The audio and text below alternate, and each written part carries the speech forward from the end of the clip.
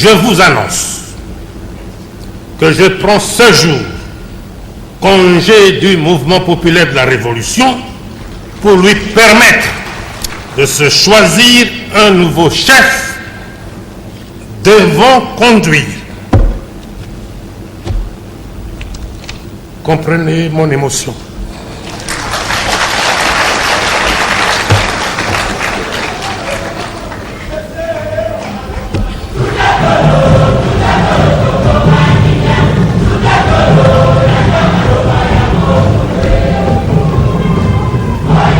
La démocratie est en péril au pays de Félix Tshisekedi, dénonce Prince Epengui, président national de l'AD Congo, pour qui la gouvernance actuelle reste semblable à celle des années 80.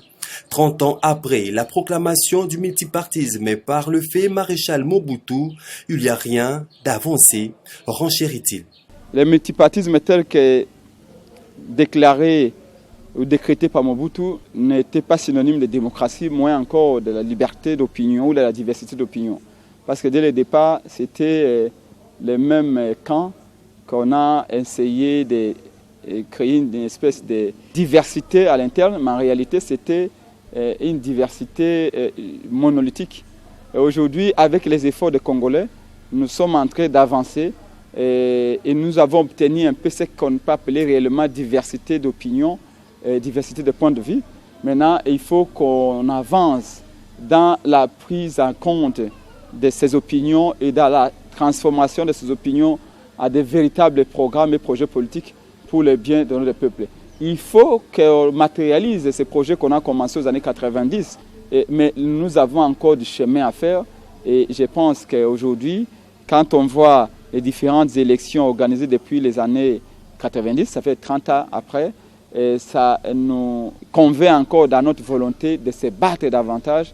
Depuis 3 cycles électoraux, l'expression de la volonté populaire n'est pas prise en compte. Et ça, c'est une situation qui a de fortes ressemblances avec la situation des années 80, avant même le début du processus de démocratisation.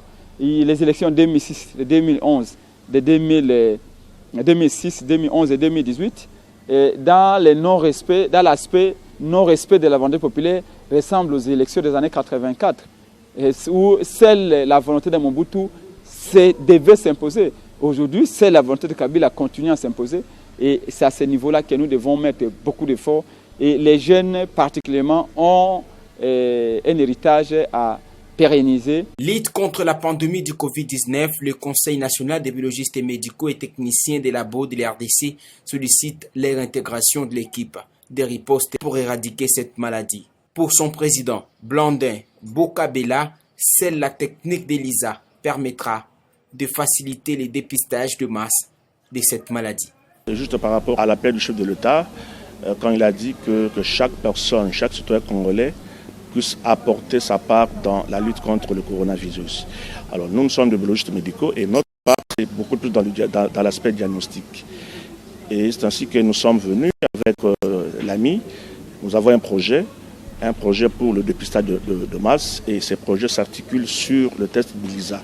C'est-à-dire, nous avons un projet où nous proposons de réaliser 50 000 tests avec le test d'ELISA. C'est-à-dire, nous proposons qu'on puisse acheter une chaîne d'ELISA pour chaque institution publique de Kinshasa et avec ça va nous permettre de réaliser le projet de dépister 50 000 personnes dans un temps record. Au lieu d'attendre seulement ce qui se passe à l'INRB, nous les soutenons, mais sauf que ça prend un peu du temps parce qu'aujourd'hui, l'INRB n'est pas en mesure de réaliser autant de tests au même moment. Ils ne sont qu'à 100 ou 150 tout au plus, mais nous sommes une grande ville. Expert en médecine légale, Maître Clément Gondé dit lui déjà avoir saisi les autorités pour ce faire. Tout est déjà mis en œuvre et nous avons saisi l'autorité à qui des doigts dans le cadre toujours de l'appui. Vous savez, aujourd'hui, on doit beaucoup plus agir en amont. Donc on dit vaut mieux prévenir que guérir.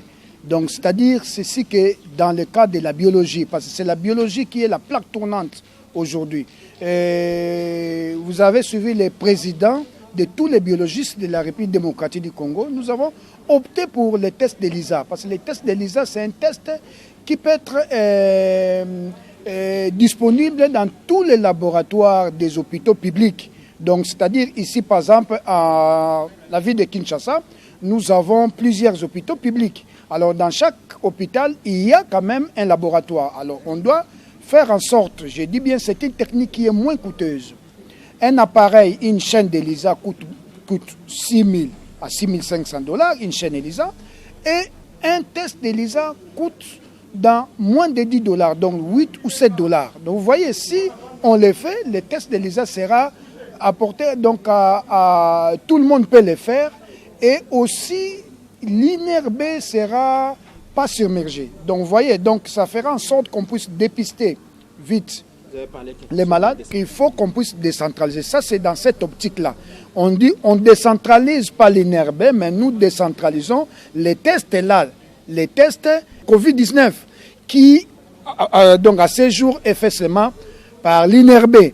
Que l'INRB utilise des techniques un peu plus sophistiquées. C'est la biologie moléculaire, la PCR. Et la PCR, c'est une technique très chère, très coûteuse. Donc c'est pour ça que nous avons pensé à la technique d'ELISA, à qui, si on le fait, je pense que nous allons dépister en masse.